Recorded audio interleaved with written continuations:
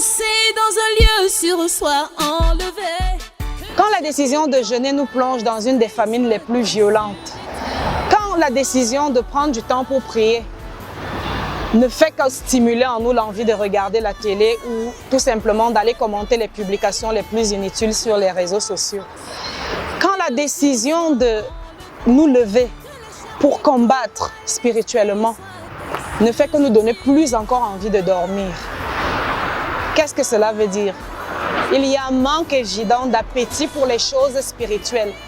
Comment donc booster son appétit pour les choses spirituelles? L'appétit est le premier signe de vitalité qu'on dénote chez un vivant et les vivants en bonne santé.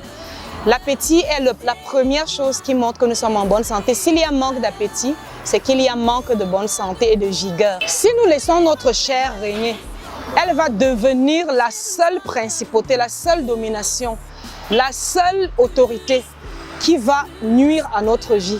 Parce qu'à un moment donné, les principautés, même les dominations, ne peuvent rien contre un enfant de Dieu. Il n'y a que notre propre chair pour nous combattre. Il y a donc un besoin urgent pour tout enfant de Dieu que nous sommes d'assujettir la chair. Comment donc assujettir la chair? Comment gagner ce combat? Premièrement, nous devons nous exposer à la vérité concernant notre identité. Qui sommes-nous en Christ? Le dispositif qui nous accompagne tous les jours, nos mains, nos yeux, nos pieds, notre tête, nos cheveux, ce n'est pas le vrai nous, ce n'est pas qui nous sommes. Le vrai toi, le vrai moi est à l'intérieur. Ça là, c'est le temple, ce n'est pas le vrai nous. La Bible déclare que vous connaîtrez la vérité va vous libérer. Le simple fait de vous exposer déjà à la vérité concernant votre identité, c'est l'élément déclencheur qui va vous amener vers la deuxième étape que j'appelle identifier les besoins de l'esprit et leur source de ravitaillement. Tout comme la chair, l'esprit a des besoins. S'abriter, se nourrir, se vêtir. Nous avons trouvé abri en Jésus. Pour l'abri, nous n'avons pas de problème. Maintenant, la nourriture de l'homme-esprit, qu'est-ce que c'est? C'est la parole de Dieu. L'homme-esprit ne mange pas les patates, le macabo, le riz. Il mange la parole de Dieu. Et où est-ce que nous nous ravitaillons pour trouver la parole de Dieu? C'est à l'église. L'église est ce que le marché est à la vue physique. Nous allons à l'église rassembler le matériel pour façonner notre cuisine spirituelle et alimenter notre homme-esprit. Lorsque nous avons fini de façonner ce repas, nous nous asseyons et nous mangeons dans ce que la Bible appelle communément la méditation. Voilà comment nous alimentons notre homme-esprit. La dernière chose dont notre esprit a besoin, c'est le vêtement. Qu'est-ce que la Bible nous dit concernant le vêtement des saints? Le vêtement des saints, ce sont les bonnes œuvres. Premièrement, les œuvres que tous les enfants de Dieu sont appelés à faire. Visiter les orphelins, visiter les veuves, faire du bien. Ce sont des œuvres pareilles qui revêtent l'homme-esprit et le revêtent de puissance. Deuxièmement, les bonnes œuvres. La Bible déclare dans Éphésiens 2, verset 10, que nous avons été créés en Jésus-Christ pour des bonnes œuvres qu'il a préparées d'avance afin que nous les pratiquions. Ces bonnes œuvres, c'est quoi? Tu as été créé pour un but, j'ai été créé pour un objectif. Chacun de nous a un but, une destination vers laquelle Dieu veut qu'il tende.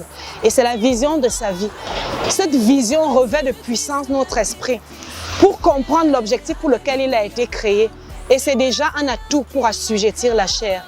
La troisième étape, donc, c'est effectivement d'assujettir la chair. Comment est-ce qu'on assujettit la chair? En associant le Saint-Esprit. Lorsqu'on associe le Saint-Esprit, parce que la chair est très très violente, elle ne va pas abandonner le combat aussi facilement. En associant le Saint-Esprit à ce combat, nous partons vainqueurs parce que Dieu est le Père des esprits de toute chair. Il va nous aider à assujettir notre propre chair. La dernière chose pour assujettir la chair, c'est quoi? C'est s'entraîner, s'exercer, aller refuser régulièrement les choses qu'elle nous demande. On ne peut pas devenir fort dans une discipline dans laquelle on ne s'entraîne pas. S'entraîner à refuser à la chair la nourriture lorsqu'elle nous la demande. S'entraîner à refuser à la chair le sommeil lorsqu'elle nous le demande. S'entraîner à refuser à la chair la télé lorsqu'elle demande. À petite dose, de jour en jour, nous devenons plus forts si nous nous appliquons à cet exercice.